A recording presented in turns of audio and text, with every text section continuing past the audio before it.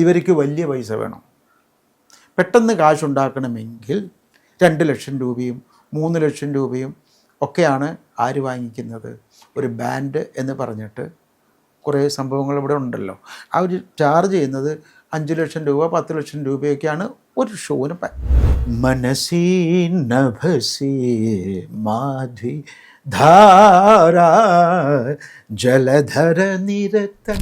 ഇത് ONV sir എഴുതി തന്നിട്ടുള്ള ഖയാലാണത്.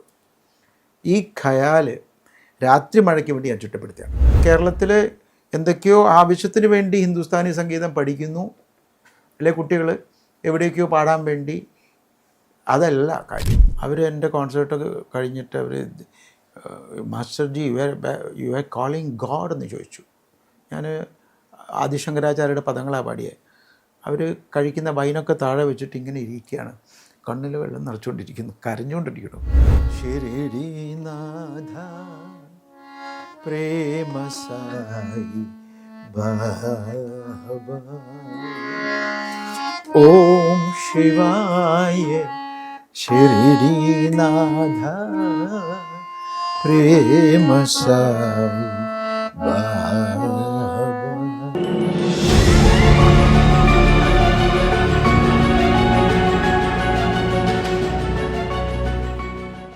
സാർ, എന്തൊക്കെ എക്സ്പെരിമെൻറ്റേഷൻസ് ആണ് സാറിന് മ്യൂസിക്കിൽ ചെയ്യാനായിട്ട് ഇഷ്ടം? എന്തെങ്കിലുമൊക്കെ കോമ്പിനേഷൻസും ആർക്കുമില്ലാത്ത മറ്റെന്തെങ്കിലുമൊക്കെ ഐഡിയാസ് സാറ് ചിന്തിക്കാറുണ്ടോ? ചെയ്തതിൽ സാറിന് തിരിഞ്ഞു നോക്കുമ്പോൾ ഏറ്റവും ഇഷ്ടപ്പെട്ട സാറിൻ്റെ തന്നെ വ്യത്യസ്തമായൊരു കോമ്പോസിഷനൊക്കെ ആയിട്ട് തോന്നുന്നത് ഏതെങ്കിലും?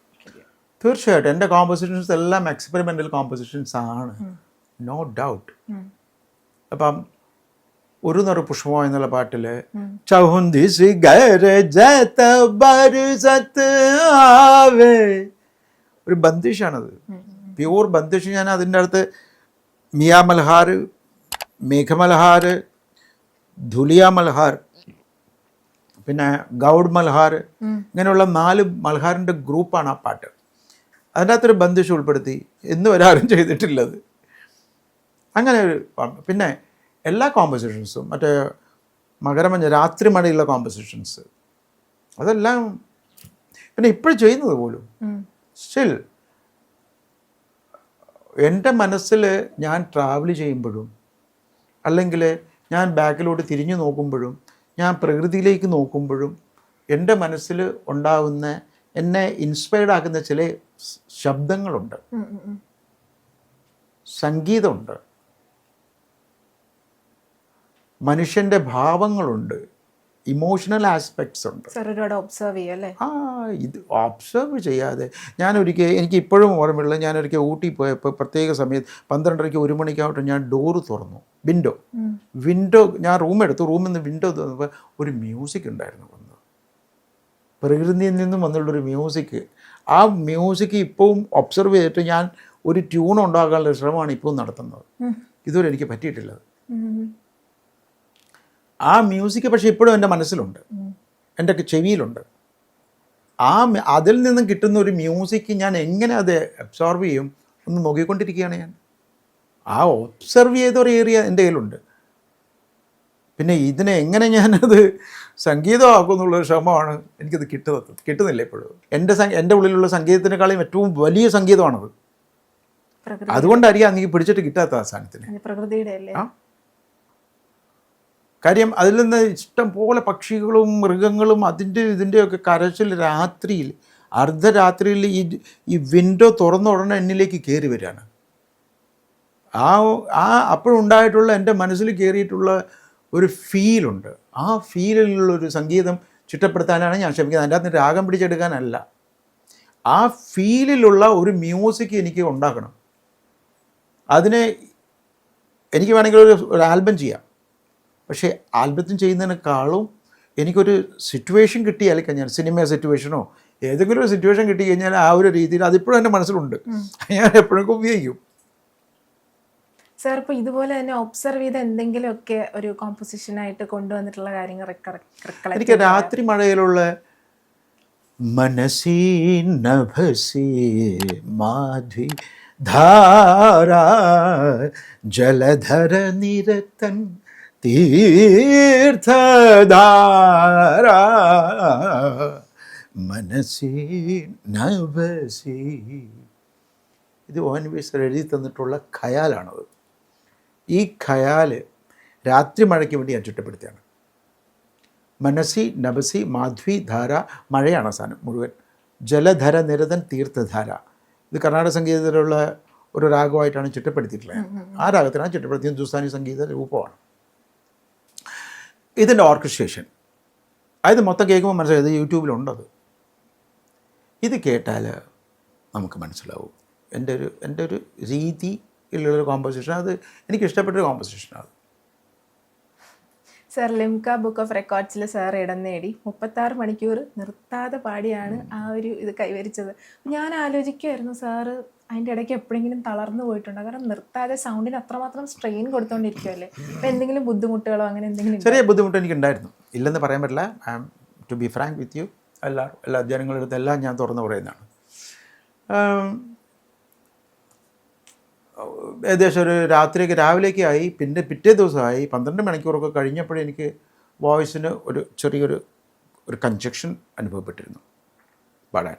ഇടയ്ക്ക് വെള്ളം കുടിക്കാവോ? എന്തെങ്കിലും ഭക്ഷണം കഴിച്ചിരുന്നു. അത് സ്റ്റേജിൽ തന്നെ എല്ലാ ശിഷ്യന്മാരും എല്ലാവരും ഉണ്ട്. ഇത് നടത്തിയത് പൂന ഫിലിം ഇൻസ്റ്റിറ്റ്യൂട്ടിലെ വി ശാന്താറാം പോണ്ടുണ്ട്, പോയവർക്കറിയാം. വി ശാന്താറാം പോണ്ടിൽ അതിൻ്റെ ചുറ്റുവട്ടത്ത് ഇരുന്നിട്ടൊരു വലിയൊരു സ്റ്റേജ് കെട്ടിയിട്ട് അവിടെയായിരുന്നു ഈ പ്രോഗ്രാം ചെയ്തിരുന്നത്. വി ശാന്താറാംജി ആരാന്ന് വെച്ചാൽ ഗുരുമായുടെ അച്ഛനാണ്, മധുരാജിയുടെ. അപ്പോൾ അങ്ങനെ പിന്നീടാണ് ഞാൻ മനസ്സിലാകുന്നത് അങ്ങനെ ഒരു കണക്ഷനുണ്ട് എൻ്റെ ഘരാനയൊക്കെ ആയിട്ട്. അത് വലിയൊരു അനുഭവമായിരുന്നു. ശബ്ദത്തിന് ചെറിയൊരു ഇഷ്യൂസ് ഉണ്ടായിരുന്നു, നാച്ചുറലി ആണത്. അത് പിന്നീട് വന്നതിന് ശേഷം ഞാൻ ഇപ്പോഴും പാടുന്നു. അതൊക്കെ തിരിച്ചറിഞ്ഞു. അതിന് മുന്നേ ഞാൻ 94 ആദ്യമായിട്ട് പാടുന്നത് സൂര്യ കൃഷ്ണമൂർത്തി സാർ പറഞ്ഞിട്ട് സൂര്യ ഫെസ്റ്റിവലിലാണ്. അദ്ദേഹത്തിൻ്റെ ഹെൽപ്പോട് കൂടിയിട്ട്. അത് എത്ര മണിക്കൂറാണ്? 30 hours 1994. അത് ഫസ്റ്റ് അറ്റംപ്റ്റ്. അനായാസം ചെയ്യാൻ പറ്റുന്ന ഒരു കോൺഫിഡൻസ് ഉണ്ട്. അത് ഫസ്റ്റ് അറ്റംപ്റ്റ്. പിന്നെ ബിക്കോസ് ഹിന്ദുസ്ഥാനി ആയതുകൊണ്ട് കർണാട്ടിക് മ്യൂസിക്കിലാണെങ്കിലും നമ്മളൊരു 100 കീർത്തനം പഠിച്ചു കഴിഞ്ഞാൽ ഇത്രയും സമയം നമുക്ക് വിടാം. കർണാട്ടിക് മ്യൂസിക് വിടാം. ആക്ച്വലി ഫിലിം സോങ് പാടുന്നത് പോലെ പാടാം. പക്ഷേ ഹിന്ദുസ്ഥാനി മ്യൂസിക്കിൽ കംപ്ലീറ്റ്ലി ഇമാജിനേഷനാണ്, നമ്മൾ ഇംപ്രവൈസേഷനാണ് മുഴുവൻ. അപ്പോൾ നമ്മൾ മെൻ്റലി ഇത് ചെയ്യുമ്പോഴും മെൻ്റലി നമ്മൾ ഭയങ്കരമായിട്ട് പവർഫുൾ ആവും ഹിന്ദുസ്ഥാനി മ്യൂസിക് പാടുമ്പോൾ. പിന്നെ സ്പോണ്ടേനിയസ് ആയിട്ട് ക്രിയേറ്റ് ചെയ്യുന്ന മ്യൂസിക്കാണ്. ഇവിടുന്ന് ക്രിയേറ്റ് ചെയ്യുന്നൊരു സംഗീതമാണ് നോർത്ത് ഇന്ത്യൻ മ്യൂസിക്. അപ്പോൾ അതിൻ്റെ ഒരു പവർ കൊണ്ടൊക്കെ തന്നെ ആയിരിക്കാം എനിക്കിത് പാടാൻ പറ്റിയത് എന്ന് വിചാരിക്കുന്നു. സാറിൻ്റെ ഇതുവരെയുള്ള കരിയർ എടുത്ത് നോക്കുമ്പോൾ സാറിന് തന്നെ ആലോചിക്കുമ്പോൾ ഭയങ്കര പ്രൗഡായിട്ട് തോന്നുന്ന ഒരു കോമ്പോസിഷൻ പറയാൻ പറ്റും? അയ്യോ, ലൈക്ക് സാർ തന്നെ ആലോചിക്കുമ്പോൾ വാവ് ഐ മേഡ് ദിസ് എന്നൊക്കെ തോന്നുന്നത്. എൻ്റെ അത് ഞങ്ങൾക്ക് വേണ്ടി ഒന്ന്. എല്ലാ കോമ്പോസിഷൻസിലും അതിൻ്റെതായിട്ടുള്ള ഒരു സിനിമാ പാട്ടിൻ്റെ കോമ്പോസിഷൻസിലും ഉണ്ട്. പിന്നെ എനിക്ക് ഏറ്റവും ഇഷ്ടപ്പെട്ടുള്ള ഞാൻ ബന്ദിഷുകൾ കമ്പോസ് ചെയ്ത് പാടിയപ്പോൾ ഇന്ന് രാവിലെ ഭാഗ്യശ്രീ രാഗത്തിൽ ഞാൻ എൻ്റെ ഒരു സ്റ്റുഡൻറ്റിനെ പഠിപ്പിച്ചുകൊണ്ടിരിക്കുകയായിരുന്നു. ആ ബന്ദിഷ് എനിക്ക് ഭയങ്കര, ഞാനിങ്ങനെ ആലോചിക്കുകയാണ് ഇത് എങ്ങനെ ഞാൻ കമ്പോസ് ചെയ്തു. ചിലതിങ്ങനെ ചിന്തിക്കും ഞാൻ. അബ് തോ बैरागिन भाई अब तो बैरागिन भाई आलिम तो अब तो सेज सिंगार कछु नहीं भावे सुख सब भूल गई सुख सब भूल गई सुख सब भूल गई अब तो बैरागी भई अब तो बैरागिन भई ഞാൻ ഇന്ന് വിരഹിണിയായിരിക്കുക. ആലി മാത്തോ ഞാൻ എൻ്റെ പ്രിയപ്പെട്ടവരടുത്ത് പറയാം ഞാനിന്ന് വിരഹിണിയാണ്. മഹാരാജ സ്വാതി തിരുനാളിൻ്റെ അദ്ദേഹം എഴുതിയിട്ടുള്ള ബന്ദിഷാണിത്. ഏത് നൂറ്റാണ്ടാന്ന് ഒന്ന് നോക്കിയാൽ മതി. ആലി മേത്തോ സേജ് സിംഗാർ കച്ചു നഹി ഭാവേ. എനിക്ക് സേജ്, എനിക്ക് കിടക്കയും വേണ്ട കിടപ്പാടവും വേണ്ടെന്ന് പറയില്ലേ നമ്മൾ, അതേപോലെ സേജ് സിംഗാർ, എനിക്കുള്ള പൊട്ട് വേണ്ട. കച്ചു നഹി ഭാവേ സുഖ് സബ്, ഞാൻ എൻ്റെ എല്ലാ സുഖങ്ങളും മറന്നിരിക്കുകയാണ്. അബുത്തോ ബൈരാഗിനി, ഞാൻ വിരഹിണിയായിരിക്കുക. പക്ഷേ ഹൈലി റൊമാൻറ്റിക് ആണത്. അപ്പോൾ ഇത് ഇത്രയോ വർഷങ്ങൾക്ക് മുമ്പേ കമ്പോസ് ചെയ്തതാണ്. പക്ഷേ ഇന്ന് രാവിലെ പഠിപ്പിക്കുമ്പോൾ ഞാൻ ആലോചിക്കുകയാണ്, അയ്യോ ഇങ്ങനെയുള്ള കോമ്പോസിഷൻ, കാര്യം അതിൻ്റെ ഭാവവും അതിൻ്റെ രാഗ സെലക്ഷൻ ഇതൊക്കെ ഞാൻ നേരത്തെ സെലക്ട് ചെയ്തതല്ല, ഇത് കണ്ടപ്പോഴെൻ്റെ മനസ്സിൽ വന്നിട്ടുള്ള ഭാവമാണ്. അപ്പോൾ അതൊക്കെ എനിക്ക് ചെയ്യാൻ പറ്റുന്നല്ലോ എന്നൊരു ഉള്ളിൽ ചെറിയൊരു എന്താ പറയുക,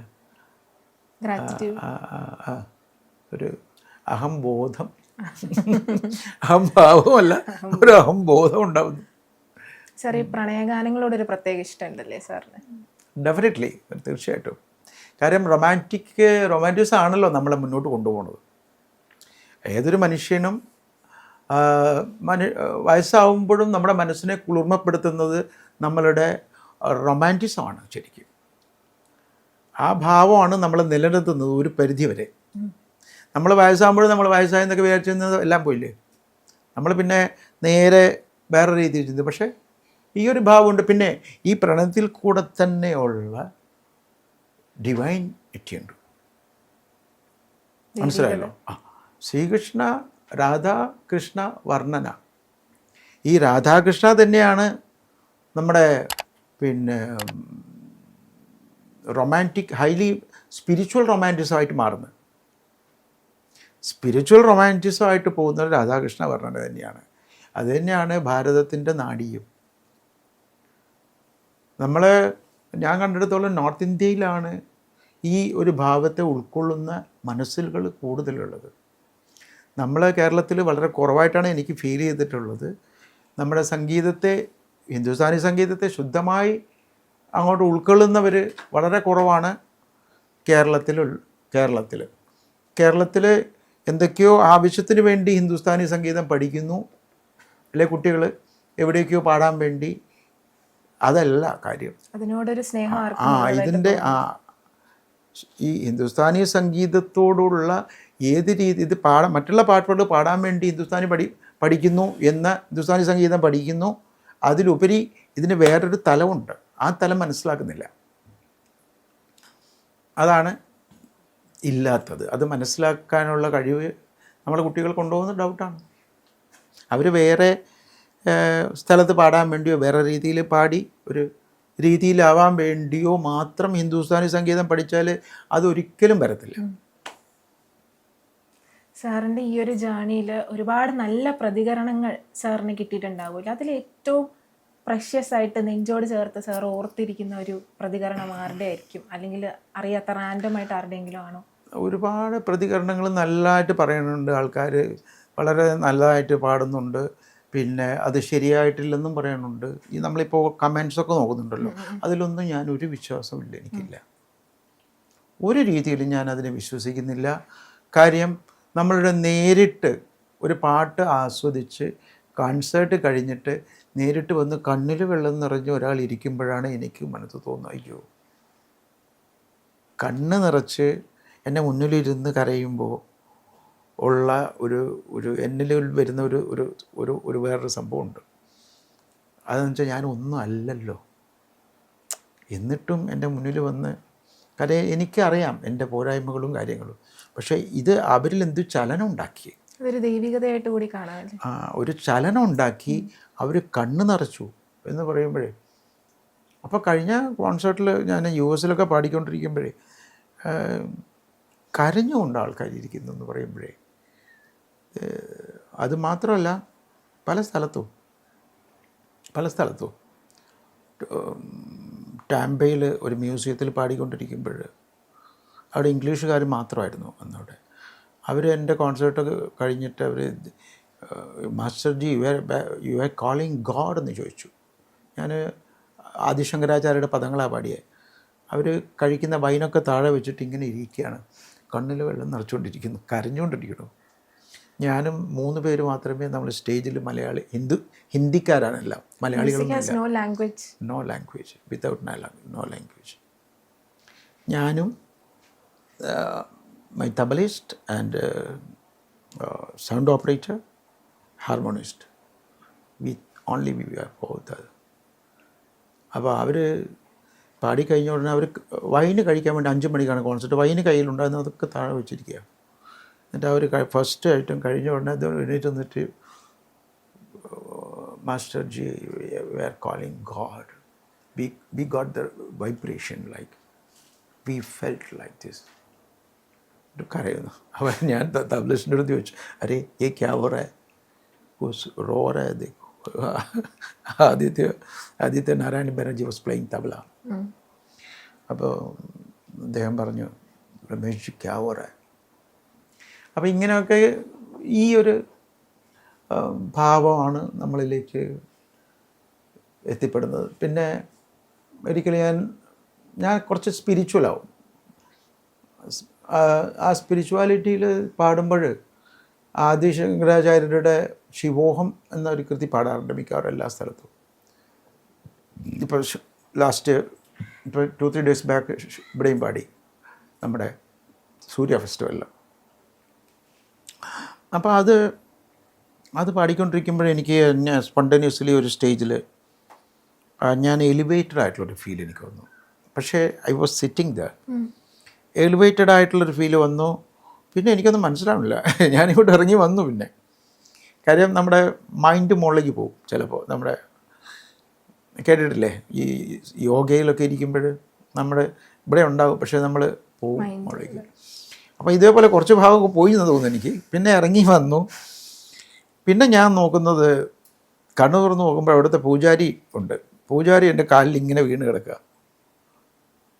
പൂജാരി ഇത് കഴിഞ്ഞ ഉടനെ ഇങ്ങനെ നമസ്കരിച്ച് കിടക്കണം എൻ്റെ സ്റ്റേജിൽ.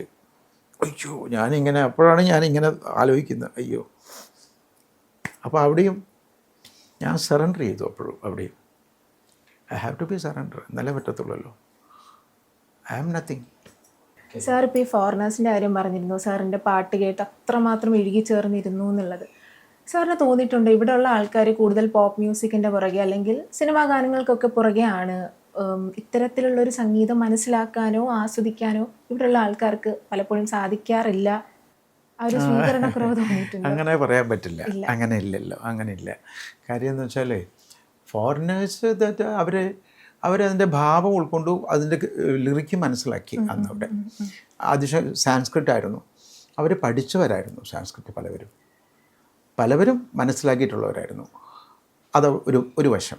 പിന്നെ അതിൻ്റെ ഭാവം, ആ ഫീല് അവർക്ക് ഈസിലി അങ്ങോട്ട് മനസ്സിലായി, ഉൾക്കൊള്ളാൻ പറ്റി ഞാനവിടെ പാടിയപ്പോൾ. മേ ബി അതായിരിക്കും ഒരു കാരണം. പിന്നെ നേരെ മറിച്ച് നമ്മുടെ മലയാളികളിലിടക്ക് പാടുകയാണ് ഹിന്ദുസ്ഥാനി സംഗീതം. മലയാളികൾക്ക് ഞാൻ 1998 മുതൽ ഇവിടെ പാടിയിട്ടുണ്ട്. കാലിക്കറ്റിൽ പാടിയപ്പോൾ അത് വെൽ അക്സെപ്റ്റഡ് ആയിരുന്നു. കാലിക്കറ്റിൽ ഞാൻ ക്ലാസിക്കൽ രാഗം അന്ന് പാടിയിരുന്നത് എനിക്കിപ്പോഴും ഓർമ്മയുണ്ട്.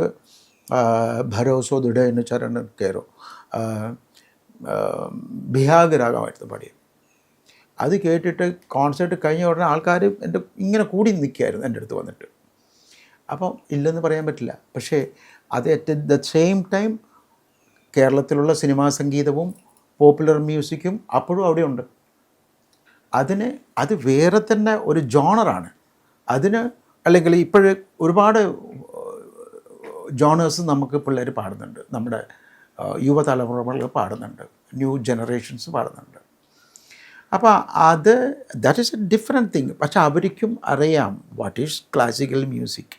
ക്ലാസിക്കൽ മ്യൂസിക്കിനെ എങ്ങനെ അപ്രോച്ച് ചെയ്യണം എന്താണെന്നറിയാം. പക്ഷേ ക്ലാസിക്കൽ മ്യൂസിക് പഠിക്കണമെങ്കിൽ അതിനെ ഡിവോട്ട് ചെയ്യണമെങ്കിൽ ടൈം വേണം. ക്ലാസിക്കൽ മ്യൂസിക് പാടുമ്പോൾ ചെറിയ പൈസയെ കിട്ടത്തുള്ളൂ, ഇവർക്ക് വലിയ പൈസ വേണം. പെട്ടെന്ന് കാശുണ്ടാക്കണമെങ്കിൽ 2 ലക്ഷം രൂപയും 3 ലക്ഷം രൂപയും ഒക്കെയാണ് ആര് വാങ്ങിക്കുന്നത്? ഒരു ബാൻഡ് എന്ന് പറഞ്ഞിട്ട് കുറേ സംഭവങ്ങൾ ഇവിടെ ഉണ്ടല്ലോ. അവർ ചാർജ് ചെയ്യുന്നത് 5 ലക്ഷം രൂപ 10 ലക്ഷം രൂപയൊക്കെയാണ് ഒരു ഷോന്. ക്ലാസിക്കൽ മ്യൂസിക് നമ്മൾ 25 വർഷം പഠിച്ചിട്ട് നമ്മൾക്കിവിടെ കിട്ടുന്നത് 50,000 രൂപയാണ്. See the difference. അതിനവർ പറയുന്നത് അവർക്ക് 10,000 ജനങ്ങളുണ്ട്. പോപ്പുലർ മ്യൂസിക് ചെയ്യാൻ ഒരു ബാൻഡിൻ്റെ മ്യൂസിക് കേൾക്കാൻ 10,000 ആൾക്കാരുണ്ട്. ഒരു ക്ലാസിക്കൽ കോൺസേർട്ട് ചെയ്യുമ്പോൾ 500 പേരാണ് മാക്സിമം ഉണ്ടാകുന്നത്. See the difference. അപ്പോൾ ഈ 500 രൂപ കിട്ടുന്നവരത്തു നിന്ന് ഒരു 500 രൂപ കളക്ട് ചെയ്താൽ എത്ര പൈസ കൊടുക്കാൻ പറ്റുക?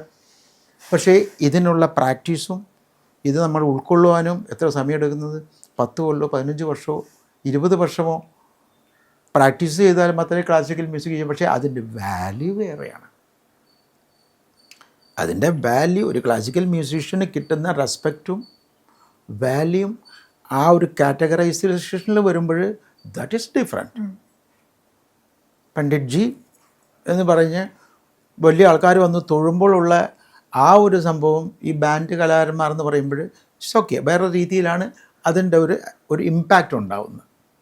അത് മോശമല്ല, അതിന് കിട്ടേണ്ട ഉണ്ട്. പക്ഷേ ഇത് കിട്ടുമ്പോൾ നമ്മൾ അതുപോലെ തന്നെ നമ്മളെ ബോഡിയും നമ്മളെ ഹെൽത്ത് വൈസും ദിസ് ഈസ് വെരി ഗുഡ്, വളരെ പോപ്പുലറാണ്, മുകളിൽ നിൽക്കുകയാണ്. ക്ലാസിക്കൽ മ്യൂസീഷ്യൻ 90 വയസ്സ് 95 വയസ്സ് വരെ വളരെ ക്ലിയറായിട്ട് പോകും. കാര്യം ബ്രീത്ത് എക്സസൈസാണിത്. Every day we are doing. It's very good for health also. ഇങ്ങനെയുള്ള ഒരുപാട് പോസിറ്റിവിറ്റി നമ്മുടെ ഹിന്ദുസ്ഥാനി മ്യൂസിക്കിലുണ്ട്. മറ്റേതിൽ കുറച്ച് നെഗറ്റിവിറ്റി ഉണ്ടാവും. നമ്മളെ ഓവർ വോയിസാണ്, ഓവർ സൗണ്ടിങ് ആണത്. ഞാനും ചെയ്യാറുണ്ട്, ഇല്ലെന്നല്ല. പക്ഷേ അത് ചെയ്തു കഴിഞ്ഞാൽ ഞാൻ ടോട്ടലി എനിക്ക് ഒരു മനസ്സിന് ശാന്തത കിട്ടത്തില്ല. പക്ഷേ മറ്റേത് നമ്മൾ പാടിക്കഴിഞ്ഞാൽ നമുക്കൊരു റിലാക്സേഷനുണ്ട്. ഒരു 3 മണിക്കൂർ പാടിക്കഴിഞ്ഞാൽ അത് മനസ്സിനും വർഷങ്ങളോളം അല്ലെങ്കിൽ കുറേ കാലത്തേക്ക് ഞാൻ കുറച്ചുകൂടെ പവർഫുള്ളായിട്ട് കിട്ടും. മറ്റേതിൽ കുറച്ച് കാര്യം ഈ മെലഡി എന്ന് പറഞ്ഞ ഒരു സോൾ, അതിൻ്റെ ഒരു സോളുണ്ട്. ആ മെലഡി എപ്പോഴും നമ്മളെ മനസ്സിനെ സന്തോഷിപ്പിക്കും. മനസ്സിനെ സന്തോഷിപ്പിക്കാൻ വേണ്ടിയാണല്ലോ സംഗീതം. അങ്ങനെയുള്ള ഒരുപാട് ഒരു കാഴ്ചപ്പാടാണ് ഒരാളുടെ. അതൊന്നും അവിടെ ഹിന്ദുസ്ഥാനി മ്യൂസിക് അറിയാത്തവരോ മ്യൂസിക് എന്ത് കേട്ട് കഴിഞ്ഞാലും അതിന് അക്സെപ്റ്റൻസ് ഉണ്ട്. ഏത് നല്ല മ്യൂസിക് കേട്ട് ഹിന്ദുസ്ഥാനി വേണമെന്നൊന്നുമില്ല. ഇപ്പോൾ ഇവിടെയും എത്രയോ ആൾക്കാർ കേട്ടിരിക്കുന്നു. ഇന്നലെ തന്നെ കോൺസേർട്ടിൽ 400 പേര് അവിടെ സൂര്യ ഫെസ്റ്റിവലിൽ കോൺസേർട്ട് കേൾക്കാനിരിക്കുകയായിരുന്നു. ഒരാളും ഇറങ്ങിപ്പോയിട്ടുണ്ട്. എല്ലാവരും 2.5 മണിക്കൂർ ഇങ്ങനെ ഇരിക്കുക, 2 മണിക്കൂറോളം ഇരിക്കുകയായിരുന്നു. സാർ നേരത്തെ പറഞ്ഞിട്ടുണ്ടായിരുന്നില്ലേ പ്രകൃതിയിൽ നിന്നുള്ള ശബ്ദങ്ങളെക്കുറിച്ച്, അത് സാറ് പാട്ടിലേക്ക് കൺവേർട്ട് ചെയ്യാനായിട്ട് നോക്കാറുണ്ടെന്ന്. അത്തരം ചെറിയ ചെറിയ സൗണ്ട്സൊക്കെ ഏത് രാഗയിലോട്ടാണ് സാറ് കൺവേർട്ട് ചെയ്യാനായിട്ട് ശ്രമിക്കുന്നത്? അതൊക്കെ ഭാവത്തിനനുസരിച്ച്. ഞാൻ ഒരു പാട്ട് ചെയ്യുമ്പോൾ ഇന്ന രാഗം പിടിച്ചിട്ട് ചെയ്യാറില്ല. രാഗം എന്നിലേക്ക് അപ്പം അങ്ങ് വരികയാണ്. എനിക്കറിയുന്ന, ഞാൻ പ്രാക്ടീസ് ചെയ്ത് എനിക്കറിയുന്ന രാഗങ്ങളിലേക്ക് അതിനെ ഞാനങ്ങോട്ട് വരികയാണ് ഓട്ടോമാറ്റിക്കലി. ഞാൻ തന്നെ ചെയ്യുന്നതല്ലത്. അത് ഒരു പ്രോസസ്സാണത്. മനസ്സിലായില്ല?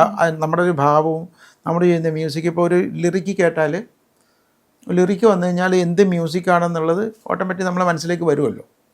അതേപോലെയുള്ളൊരു സംഭവമാണിതും. പ്രകൃതിയായിട്ട് കമ്പയർ ചെയ്യാൻ പറ്റുന്ന, അല്ലെങ്കിൽ അതിനെ നിങ്ങൾക്ക് പാട്ടിലേക്ക് കൊണ്ടുവരാൻ പറ്റുന്ന രീതിക്ക് ഒരു സിമിലാരിറ്റി കൊടുക്കാൻ പറ്റുന്ന ഏതെങ്കിലും ഒരു രാഗം ഉണ്ടോ? ഇഷ്ടം പോലെ രാഗമുണ്ട്. അത് തന്നെയാണല്ലോ പ്രകൃതിയിൽ. ഇപ്പം മൽഹാർ ഗ്രൂപ്പ്, മഴയത്ത് പാടാൻ വേണ്ടിയിട്ട് മൽഹാറുണ്ട്. പിന്നെ നമ്മുടെ ഭാവങ്ങൾക്കനുസരിച്ച് ഡൈവേർട്ട് ചെയ്യാൻ വേണ്ടിയിട്ടുള്ള ദർബാരി കാനഡ പോലെയുള്ള രാഗങ്ങളുണ്ട്. ജോഗ് എന്ന് പറഞ്ഞാൽ ഭയങ്കര റൊമാൻറ്റിക് ഫീലുള്ള രാഗമുണ്ട്, ജോഗ്. അതിൻ്റെ അകത്ത് തന്നെ പിന്നെ ഫോക്കിഷായിട്ട് വരുന്നത് പഹാഡി എന്ന് പറഞ്ഞ രാഗങ്ങളുണ്ട്. സാറിൻ്റെ ഫേവറേറ്റ് രാഗം ഏതാണ്? എല്ലാം ഫേവറേറ്റ് ആണ്. അങ്ങനെ പറയാൻ പറ്റത്തില്ല, ഒരിക്കലും പറയാൻ പറ്റില്ല. ആ രാഗം നമ്മളിങ്ങനെ പാടിക്കൊണ്ടിരിക്കുമ്പോഴും ഇത് ബ്യൂട്ടിഫുൾ, എന്ത് രസമാണ്. അടുത്ത ബ്യൂട്ടിഫുൾ. സാർ ഒരു സായിബാബ ഭക്തനാണെന്നുള്ളത് കേട്ടിട്ടുണ്ട്. ഒരു ഭജനം കൂടി ഞങ്ങൾക്ക് വേണ്ടിയിട്ട് ഒന്ന് ആലപിക്കാൻ പറ്റും? ബാബ എന്നല്ല, എല്ലാ സ്പിരിച്വലിലേക്ക് നയിക്കുന്ന എല്ലാവരെയും എനിക്കിഷ്ടമാണ്. എല്ലാവരുടെയും ശിഷ്യനാണ് ഞാൻ. ഇതിൽ ഞാൻ ബാബയ്ക്ക് വേണ്ടിയിട്ട് വർഷങ്ങൾക്ക് മുമ്പ് ബാബയുടെ മുന്നിൽ പാടിയ ഒരു ചെറിയൊരു ഭജൻ പാടാം. ബാബ എൻ്റെ അടുത്ത് ഇങ്ങനെ നടന്നു വന്നു, എനിക്ക് ബ്ലെസ് ചെയ്തു. പുട്ടപ്പുറത്തിലുണ്ടായിരുന്ന സമയത്ത് ഓർമ്മ എനിക്ക് ഈ ഭജനിലൂടെ കിട്ടും. ഓം ശിവായ ശിരിഡിനാഥ പ്രേമ സായി ബാബാ. ഓം ശിവായ ശിരിഡിനാഥ പ്രേമ സായി ബാബാ.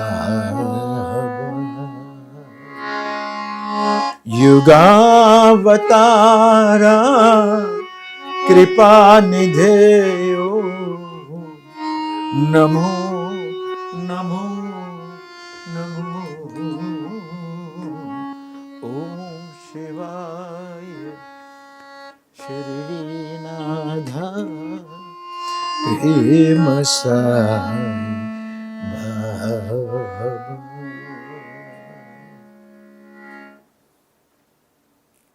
സംഗീതം നിറഞ്ഞ വളരെ കുറച്ച് നിമിഷങ്ങൾ. സാറിൻ്റെ ജീവിതത്തിലെ ആ ഒരു സംഗീത യാത്ര ഞങ്ങളോടൊപ്പം പങ്കുവച്ചതിന് ഒരുപാട് നന്ദി സാർ.